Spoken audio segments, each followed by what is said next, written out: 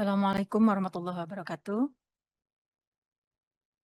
Salam kenal, Pak. Saya juga pendatang baru dan kebetulan bisa bertemu dengan jajaran direktur dari Bio Farma, Kimia Farma, dan Indofarma. Saya hanya lihat di berita saja, Pak, bahwa Indofarma itu ketika muncul di googling terjerat pinjol, pinjam data karyawan.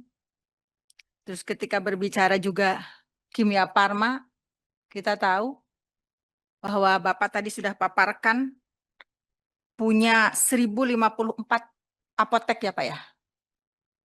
Yang 1054 apotek itu apakah milik sendiri atau franchisee? Hampir 100% sekarang Bu sudah milik sendiri. Milik sendiri.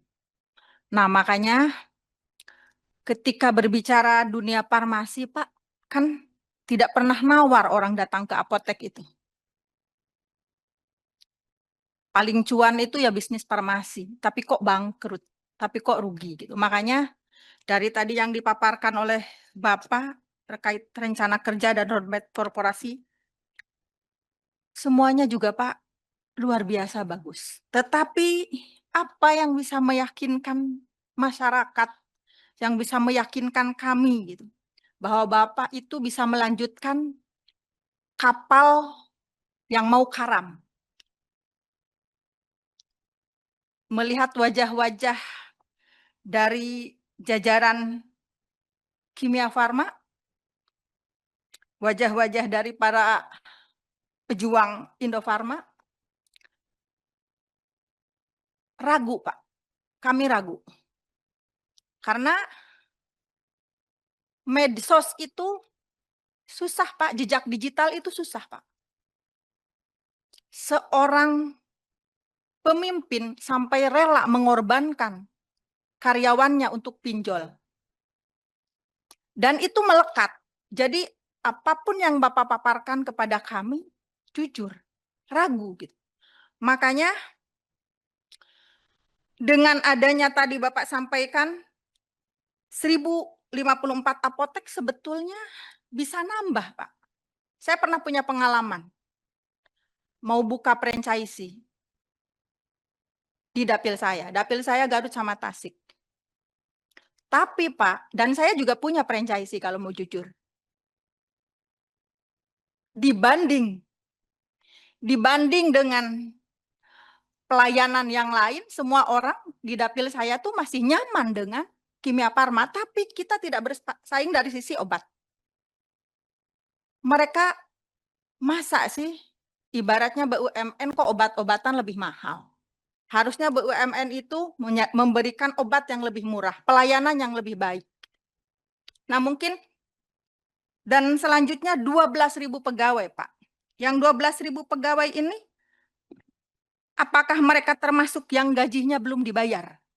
Yang gajinya nunggak? Mereka itu Pak dibaca berapa juta mata. Bahwa untuk sekedar beli beras aja susah.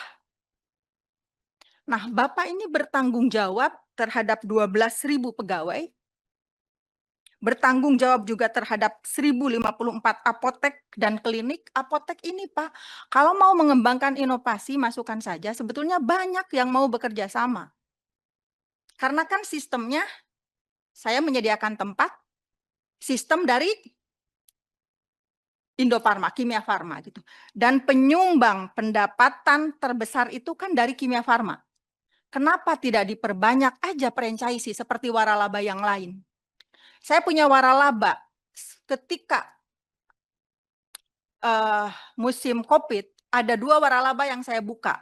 Satu waralaba Indomaret, yang satu waralaba Kimia Farma. Dan nginduknya ke Tasik. Nginduknya ke Tasik. Tapi dari sisi keuntungan dan pelayanan jauh Pak. Gitu. Pelayanan yang disodorkan dari sistem yang disodorkan. Makanya sistem Tolong Pak, kalau misalkan Mas mau diperbanyak, orang itu lebih percaya dengan Kimia Farma kalau obat-obatannya lebih murah, kalau pelayanannya bagus gitu. Terus selanjutnya, tunggakan gaji Pak, tolong sekali lagi, karena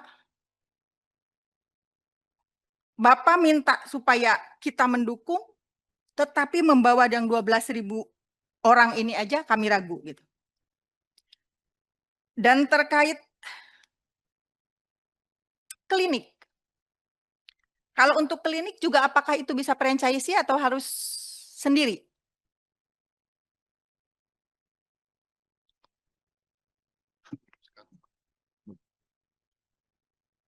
Kalau yang sekarang Bu, klinik masih sebagian besar juga Masih milik under sendiri. Kimia Farma Apotek. Karena yang di Garut Pak itu franchise. Yang di Garut itu yang di Jalan Kabupaten.